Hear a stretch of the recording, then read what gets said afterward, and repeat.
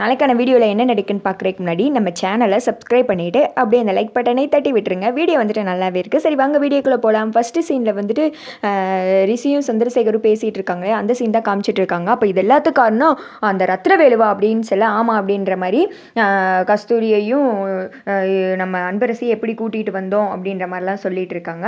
அப்புறமேட்டி அவனை சும்மாவே விட மாட்டேன், கண்டிப்பாக இதில் அந்த சிவகாமிக்கு பங்கு இருக்கும், அவங்களாம் சேர்ந்து தான் அப்படி பண்ணியிருக்கோம், அவளை என்ன பண்ணுற பாரு, 2 பேர்த்தையும் ஜெயிலுக்குள்ளே தள்ளி உண்டு இல்லைன்னு பண்ணுறேன் அப்படின்னு சொல்லிட்டு சந்திரசேகர் வந்துட்டு கோவமாக பேசிகிட்டு இருக்க அந்த பக்கம் வந்துட்டு பத்மா அவங்கள காமிச்சிட்டு இருக்காங்க. அப்புறம் நாங்கள் கிளம்புறோம் அப்படின்னு சொல்லிட்டு பத்மா கிளம்ப போகிற நேரத்தில் பாட்டி ஒரு நிமிஷம் இவங்களை இருக்க சொல்லுங்கள் பாட்டி அப்படின்ற மாதிரி அன்பரசி சொல்கிறாங்க. ஐயோ என்னடா இவ எது நம்மளை கோர்த்து விட்ருவாளோ அப்படின்னு சொல்லிட்டு ஆல்ரெடி பத்மா வந்துட்டு பீதியில் இருக்க அப்பா அப்படின்னு சொல்லிட்டு அன்பரசி சந்திரசேகர்கிட்ட வர்றாங்க. அப்போ வந்துட்டு அங்கிட்ட ரிஷி சொல்லிட்டு இருக்காங்க, இதுக்கு சிவகாமிக்கு எந்த சம்மந்தமே கிடையாது, இது எல்லாமே ராஜவேலு மட்டும்தான் பண்ணியிருக்காரு அப்படின்னு சொல்ல, உண்மையாக தான் சொல்கிறீங்களா ரிஷி, இதுக்கு வந்துட்டு சிவகாமிக்கு சம்மந்தம் கிடையாது அப்படின்னு சொல்ல, ஆமாம் அவங்களுக்கு இதில் ஒரு துளி கூட சம்மந்தம் இல்லை அப்படின்னு சொல்லிட்டு ஒரு ஃப்ளாஷ்பேக் ஓட்டி காமிக்கிறாங்க. அன்பரசியை கஸ்தூரியை இங்கிட்ட கூட்டிகிட்டு வரும்போது, சார் எங்களை கடத்தின லிஸ்ட்டில் நீங்கள் வந்துட்டு எல்லாரையும் ஜெயிலில் போட்டுருவீங்களா அப்படின்னு சொல்லிட்டு அன்பரசி கேட்பாங்க. ஆமாம் அவங்களுக்குலாம் தண்டனை கொடுக்கணும்ல அப்படின்னு சொல்லிட்டு ரிஷி சொல்ல, சார் ப்ளீஸ் சார் நீங்கள் வந்துட்டு ரத்னவேலு மேலே மட்டும் எல்லா கேஸையும் போடுங்க, அவங்க பாட்டி அதுக்கடுத்து அனன்யாவோட அம்மாவை பற்றி எதுவுமே சொல்ல வேணாம் சார், ஆல்ரெடி அவங்க எங்கள் மேலே கோவமாக இருக்காங்க, இப்போ நாங்கள் வீட்டுக்கு போனதுக்கப்புறம் அவங்க ஜெயிலுக்கு போனாங்கன்னா எங்கள் மேலே தான் கோபம் அதிகரிக்கும், அது மட்டும் கிடையாது அனன்யா என் மேலே சும்மாவே வெறுப்பாக இருக்கா, அவளுக்கு கூட கொஞ்சம் வெறுப்பேற்றுற மாதிரி இருக்கும், ப்ளீஸ் சார் அப்படின்னு சொல்ல, அவங்க ஒரு தடவை தப்பு பண்ணும்போதே நம்ம தண்டிச்சிடணும், இல்லாட்டினா அவங்க கூட கொஞ்சம் ஓவராக தான் போவாங்க அப்படின்னு சொல்ல, அதெல்லாம் நாங்கள் பார்த்துக்குறோம் ப்ளீஸ் சார் எங்களுக்காக இதை மட்டும் அப்பா கிட்ட சொல்ல வேணாம் அப்படின்னு சொல்ல, சரின்னு சொல்லிட்டு அவர் சொல்லியிருப்பாரு. அடுத்து வந்துட்டு அதைத்தான் இங்கே வந்துட்டு சொல்லிட்டு இருப்பாரு. அப்போ அன்பரசியை பார்த்ததுமே அவர் வந்துட்டு இப்படி கஞ்சாட காமிப்பாங்க, நான் சொல்லலை அப்படின்னு சொல்லிட்டு அன்பரசி வந்துட்டு சந்திரசேகரை சார் வாங்க அப்படின்னு சொல்லி கூப்பிட சந்திரசேகர் வந்துட்டு முறைக்கிறாங்க. சாரிப்பா அப்பா வாங்க அப்படின்னு சொல்லிட்டு கூப்பிட்டு போகிறாங்க. ரிஷிக்கிட்ட வந்து நான் உங்ககிட்ட ஃபோனில் பேசுகிறேன் அப்படின்னு சொல்லிட்டு ஜோயல் எங்க அப்படின்ற மாதிரி கேட்க அவர் வெளியில் இருக்காங்க அப்படின்னு சொல்லிடுறாங்க. சரின்னு சொல்லிட்டு அன்பரசி கூப்பிட்டு போகிறாங்க. அப்பா இங்கே வாங்க அப்படின்னு சொல்லிட்டு பத்மா பக்கத்தில் போய் நிறுத்துறாங்க. நான் என்ன தப்பான போகிற பாப்பா, நானும் அம்மாவும் உங்களுக்கு பிடிக்கல, தப்பு பண்ணதுனால தான் நீங்கள் விட்டு போயிட்டீங்களாப்பா அப்படின்னு சொல்ல, யாருமா அப்படிலாம் சொன்னது அப்படின்னு சொல்லிட்டு சந்திரா அரட்டை கேட்குறாங்க. இந்த பக்கம் வந்துட்டு பத்மா கிட்ட சொல்கிறாங்க, மேடம் இன்னும் 30 நாள் முடிய 7 மணி நேரம் பாக்கி இருக்குது அப்படின்னு சொல்ல, ஜானகி வந்துட்டு யாருமா உன்னை பார்த்து இப்படிலாம் பேசுனது, அது மட்டும் இல்லாமல் பத்மா 7 மணி நேரம் பாக்கி இருக்குன்னு வேற சொல்லிக்கிட்டு இருக்க அப்படின்னு சொல்ல, அந்த பக்கம் வந்துட்டு இதுக்கிடையில் ரத்னவேலு மங்கா கால் பண்ணுறாங்க.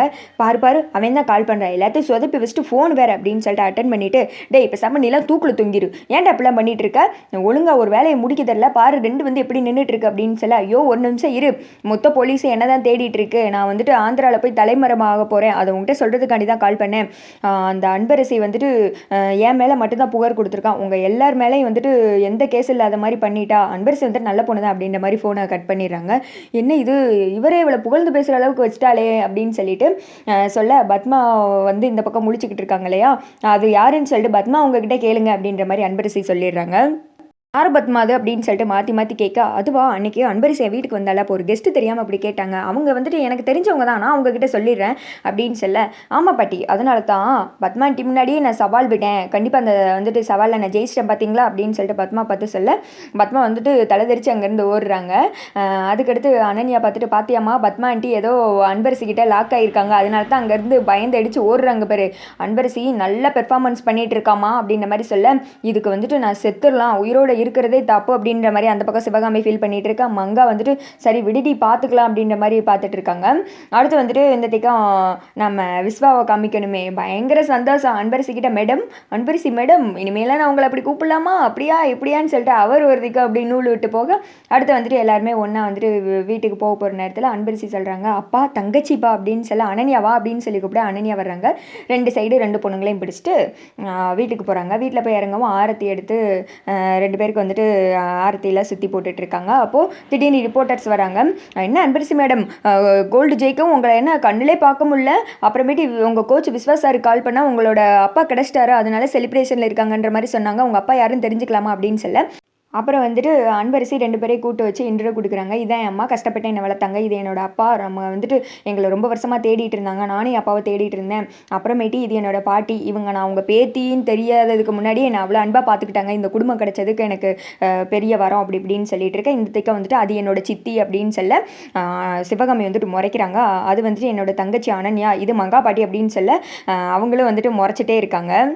இதெல்லாம் பார்த்துட்டு இருந்த ஜானகி வந்துட்டு பார்த்தியா அன்பரசி அவங்கெல்லாம் சேர்ந்து எவ்வளோ கஷ்டப்படுத்திருப்பாங்க, அப்படி இருந்து எல்லாரும் முக்கியம்னு சொல்லிட்டு எவ்வளோ பெருந்தன்மையாக பேசுகிறா, அன்பு எனக்கு பேத்தியா அன்பு கிடைச்சதுல ரொம்ப வந்துட்டு வர சந்தோஷம் அப்படின்ற மாதிரி புகழ்ந்து தள்ள அந்த திக்கா சந்திரசேகர் ரொம்ப சந்தோஷப்படுறாங்க. இவன் நம்ம வீட்டுக்கே கிடைச்ச வரமா, இவளை நம்ம வச்சு கொண்டாடணும் அப்படின்னு சொல்லிட்டு சந்தோஷமா இருக்க. இதெல்லாம் அந்த 3 குள்ளநரிகளையும் பார்த்து முறைச்சிட்டு இருக்காங்க. அதோட பார்த்தீங்கன்னா இந்த வீடியோ வந்துட்டு முடிஞ்சிருது.